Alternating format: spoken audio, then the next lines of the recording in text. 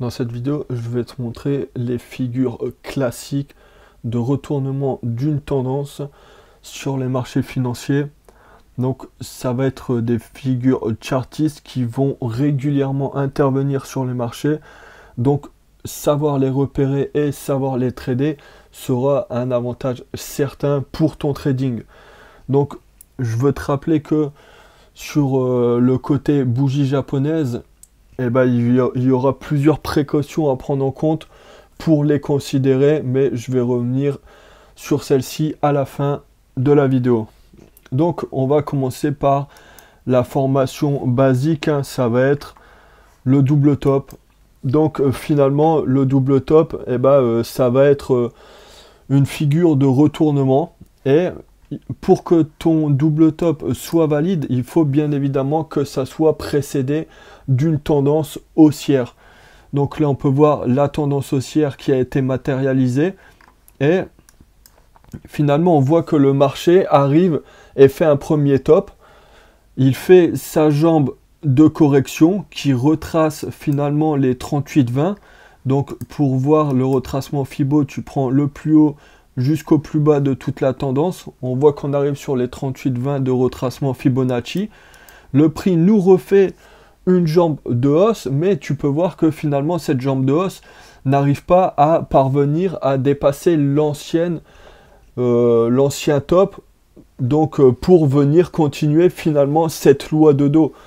Donc on peut voir que le prix n'arrive pas à faire un nouveau sommet, et à la cassure de ce plus bas, on va appeler ça la ligne de coup. Donc à la cassure de cette ligne de coup, le double top sera valide. Si le prix ne vient pas casser cette ligne de coup, ton double top ne sera pas valide.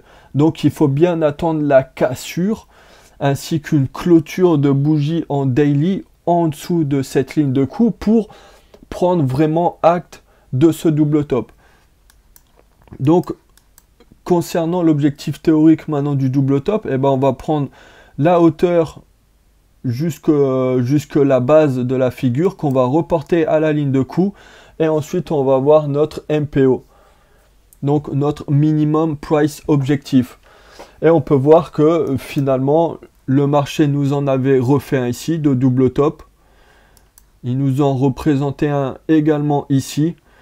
Donc le double top, c'est une bonne figure de retournement.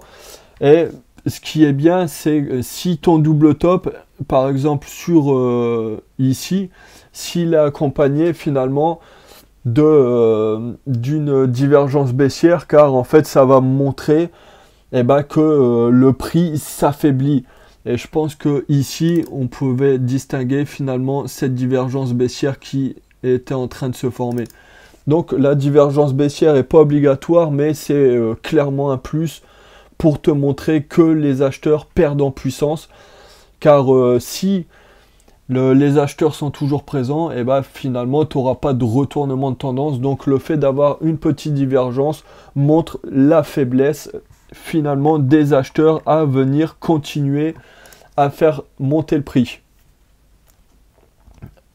Donc maintenant, dans la même lignée, on va voir le double bottom, hein. Ça va être exactement pareil que le double top. Donc désolé, je t'ai pas mis les objectifs, mais ça va être pareil. On va prendre le plus bas qu'on va reporter à la ligne de coup, et ensuite on aura ici notre MPO. Donc exactement pareil que le double top, hein. Le double bottom, quant à lui, doit être précédé d'une tendance baissière pour nous montrer un retournement.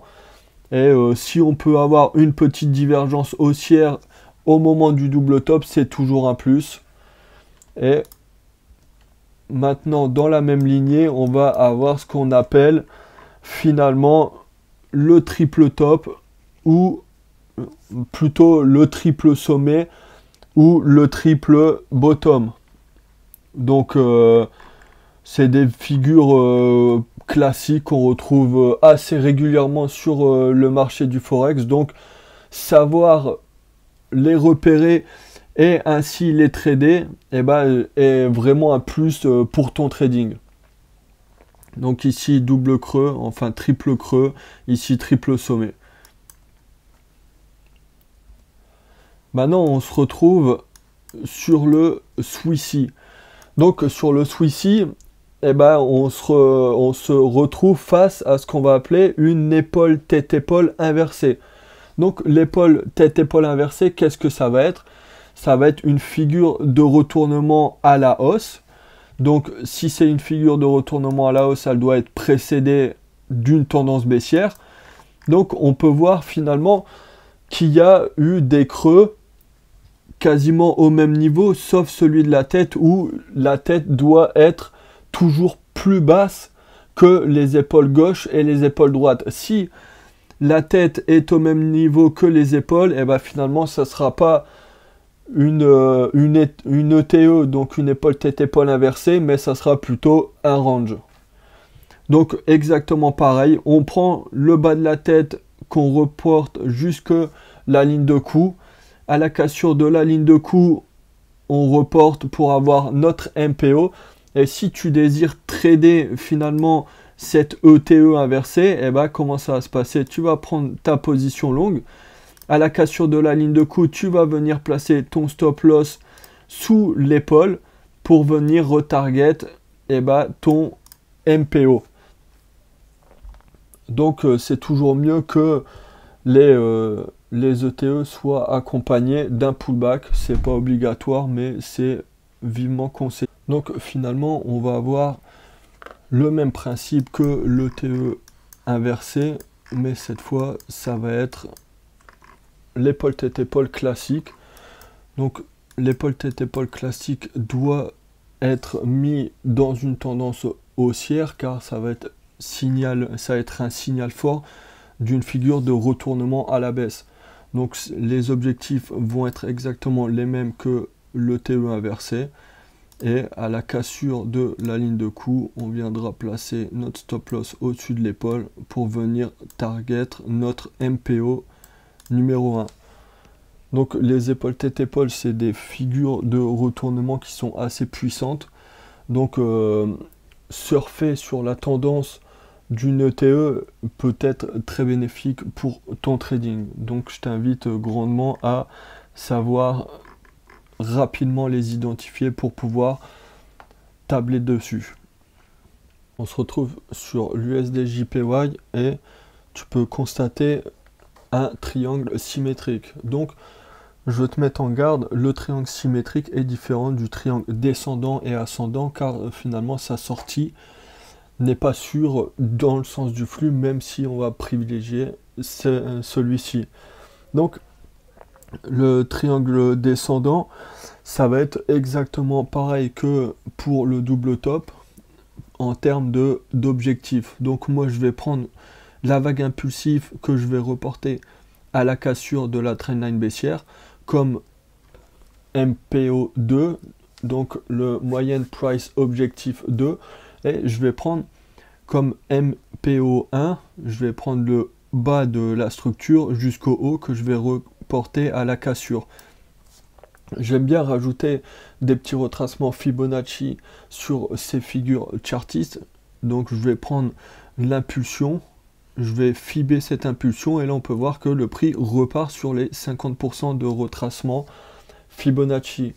J'attendrai bien évidemment une clôture avec une bougie flux au-dessus de cette trendline baissière pour me valider que ce n'est pas une fausse cassure. Et une fois la cassure de cette trendline validée, je viendrai me positionner ici, je placerai mon stop loss en dessous des plus bas et je viendrai chercher un objectif 1 et un objectif 2. Donc moi c'est comme ça personnellement que je vais trader tout ce qui sera triangle descendant, ascendant, symétrique. Donc en parlant justement des triangles, on va voir maintenant un triangle descendant et finalement ce qui va varier entre le triangle symétrique et le triangle descendant, ça va être cette base. Donc ça va être ce niveau de support. Tu peux voir que tu n'as pas ce niveau de support sur le triangle symétrique alors que tu l'as sur le triangle descendant. Et les objectifs seront exactement les mêmes que pour le triangle symétrique. Donc le triangle descendant, lui, contrairement au triangle symétrique, aura beaucoup plus de probabilité de casser dans le sens du flux, donc à la baisse, parce que le triangle symétrique se formera, le triangle descendant se formera principalement dans une tendance baissière. Donc on prend la vague d'impulsion qu'on vient reporter comme MPO2 et on vient chercher le haut ainsi que le bas qu'on reporte à la cassure pour avoir notre MPO1. Donc en termes d'objectif, on attend toujours la clôture de la bougie. Quitte à perdre un peu de ratio, c'est mieux, et on va venir placer notre stop loss au-dessus finalement de la bougie qui a cassé. Donc bien attendre la clôture de la bougie pour valider la cassure est super important. Ça sert à rien d'essayer d'anticiper le marché pour essayer de gratter quelques pips. C'est mieux d'avoir un RR qui va être dégradé plutôt que d'essayer d'anticiper, car là ça sera un stop loss à coup sûr. Donc maintenant on se retrouve sur le GBP-NZD et là le même principe, on peut voir le triangle maintenant ascendant. Donc même principe que le triangle descendant, hein. On va attendre la cassure de ce niveau pour venir placer notre stop loss. On peut venir le placer en dessous de ce niveau car c'est un maroubouzou. Et on viendra targeter notre MPO1 ainsi que notre MPO2. Donc voilà, bien placer son stop loss, on peut voir que le prix est venu nous offrir un petit pullback. Donc si notre stop loss est bien placé, il n'y a pas de raison d'avoir peur. Donc après, il y a plusieurs façons de manager son trade, hein. Il y en a qui vont sortir 35-50% sur l'objectif numéro 1 et laisser couler le reste, tandis qu'il y en a, ils vont venir chercher 100% de bénéfices sur le premier objectif. Ça, après, la gestion du trade, tout dépendra du trader, hein. Donc maintenant,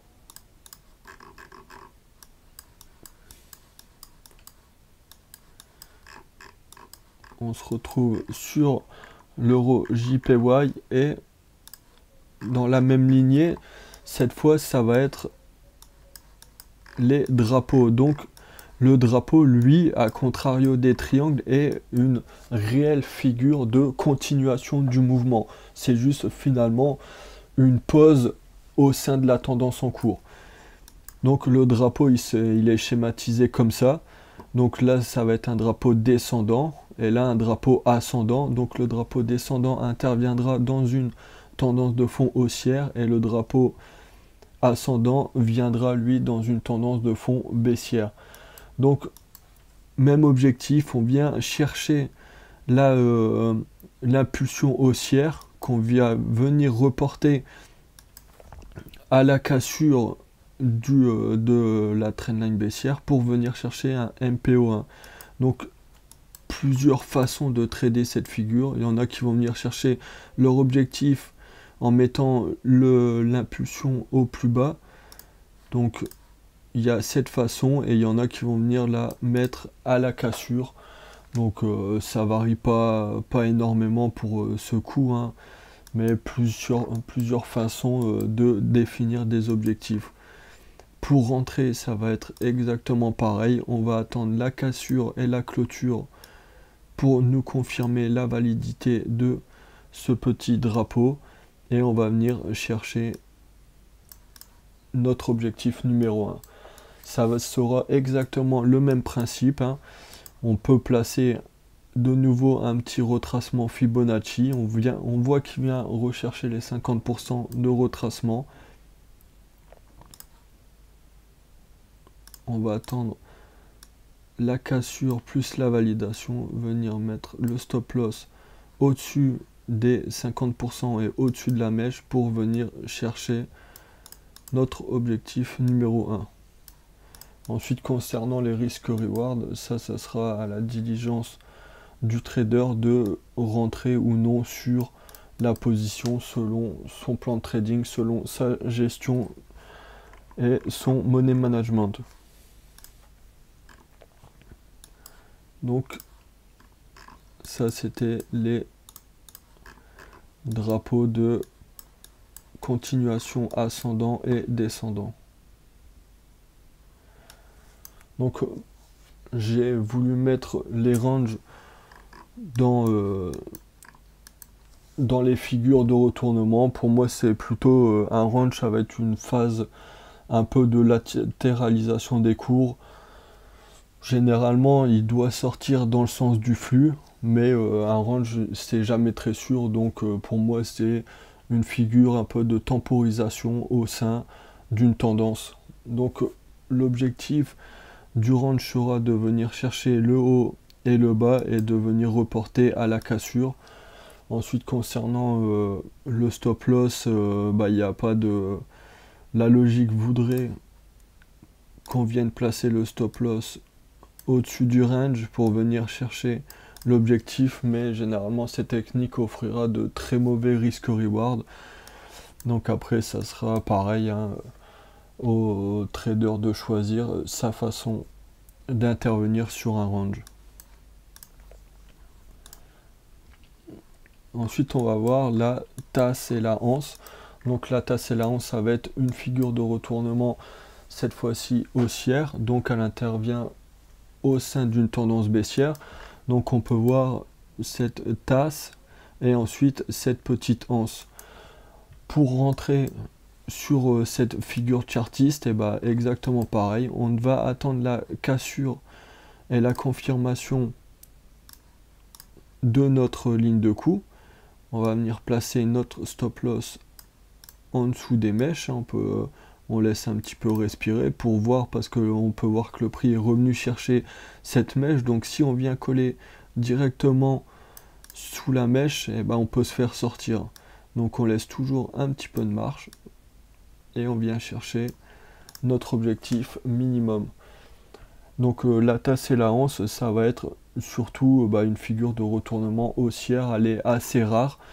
Il y a des traders qui disent que c'est une figure un peu bullshit qui n'a pas lieu d'être, mais comme personnellement je vois de plus en plus de personnes en parler, c'est pour ça que je préfère t'en faire part. Ensuite on va voir le V-bottom.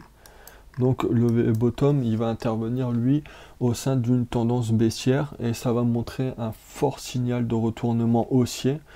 On pouvait voir l'apparition d'un V-bottom sur le... Je vais l'ajouter. C'était sur le dos, donc le Dow Jones.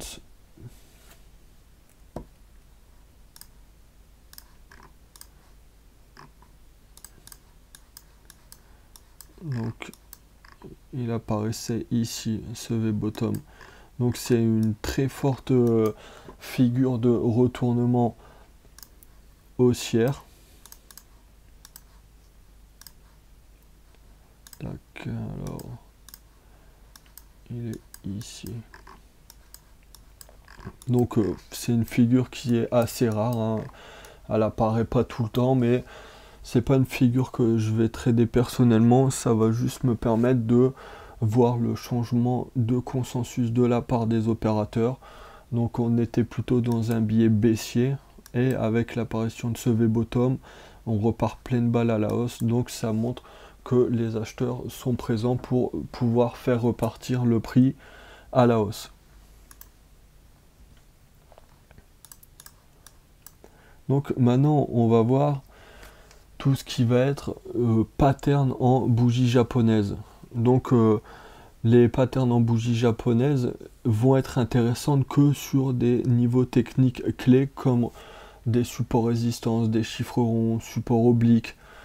Donc si vous voyez par exemple une figure de retournement en chandelier japonais au milieu de nulle part, je te conseille pas de la prendre en compte parce que en termes de cohérence, ça sera pas très cohérent de la voir arriver au milieu de nulle part.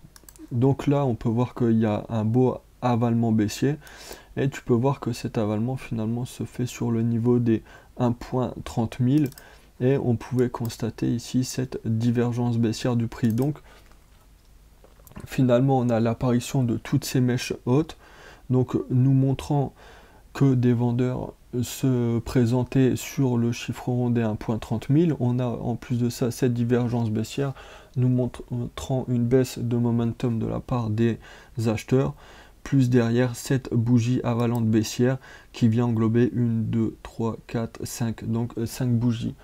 Donc ça fait que 5 jours de cotation ont été ravalés en une journée de cotation, nous montrant clairement un changement de dynamique de la part des intervenants du marché. Donc c'est pour ça que finalement la bougie avalement baissière doit être sur un objectif clair et concret, comme là le chiffre rond plus avec toute une combinaison de mèches, ensuite de divergences. Ça donnera forcément beaucoup plus d'impact sur cette bougie japonaise. Donc là maintenant on va voir l'étoile du matin. Donc l'étoile du matin, ça va être une bougie de retournement haussière. Donc elle doit apparaître à la fin d'une tendance baissière. Donc on voit cette tendance baissière ici marquée. Et l'apparition de cette étoile du matin nous montre un certain appétit des acheteurs à revenir chercher le prix. Donc on peut voir que elle a pris beaucoup de temps à revenir parce que le prix est quand même passé en phase de range avant de vraiment prendre son envol.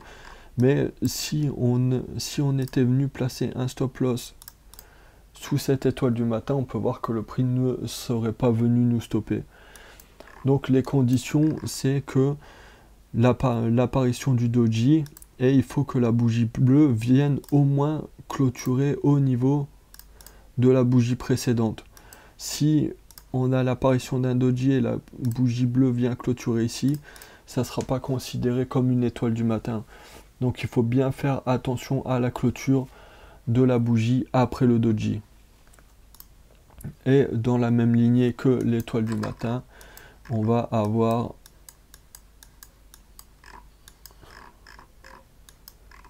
l'étoile du soir.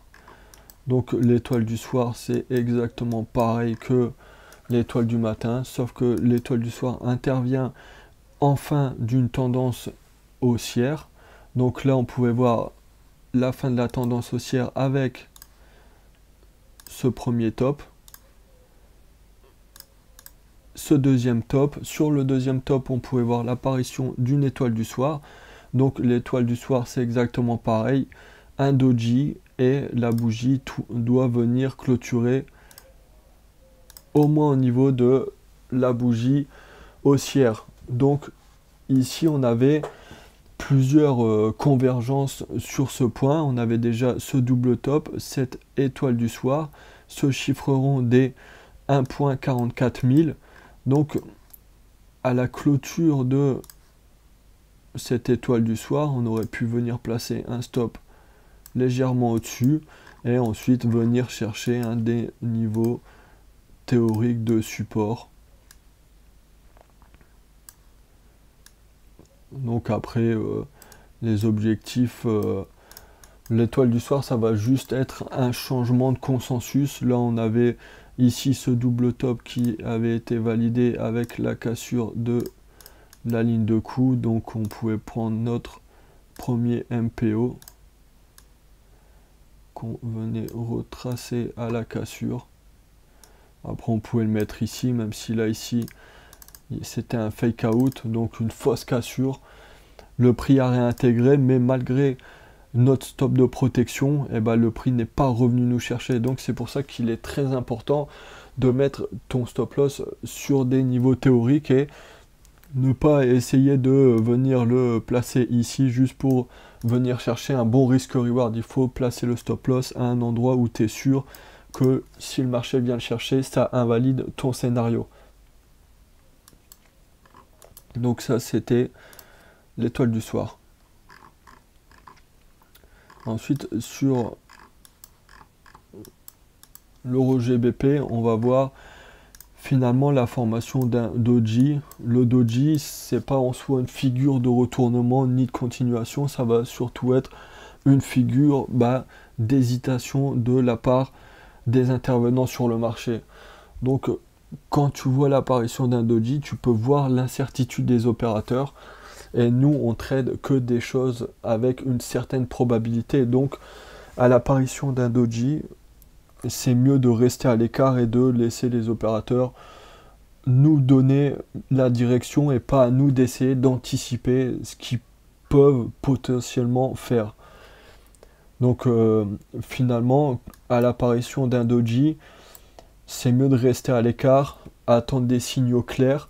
Et dans le cas échéant, ça peut être soit la cassure du doji à la hausse, ou soit finalement la cassure du doji à la baisse, pour nous donner un signal de reprise de tendance de la part des opérateurs.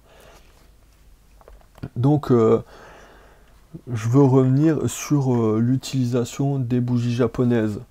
Donc les bougies japonaises, elles doivent être sur des niveaux clés ou des niveaux psychologiques pour les opérateurs. Si elles apparaissent au milieu de nulle part, je t'invite à pas les prendre en compte et de les laisser passer. Il faut vraiment que ça soit sur des niveaux importants pour vraiment les prendre en compte. Concernant les figures chartistes, je t'ai montré comment les interpréter, comment rentrer en position avec elles. Et n'oublie pas qu'il faut jamais anticiper une figure chartiste, parce que je vais te montrer, c'était sur le GBP AUD, j'avais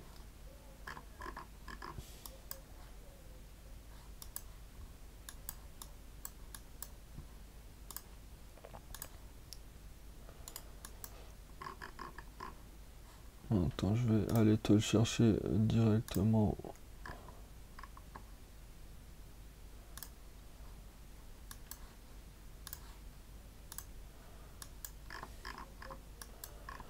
J'avais ce magnifique biseau.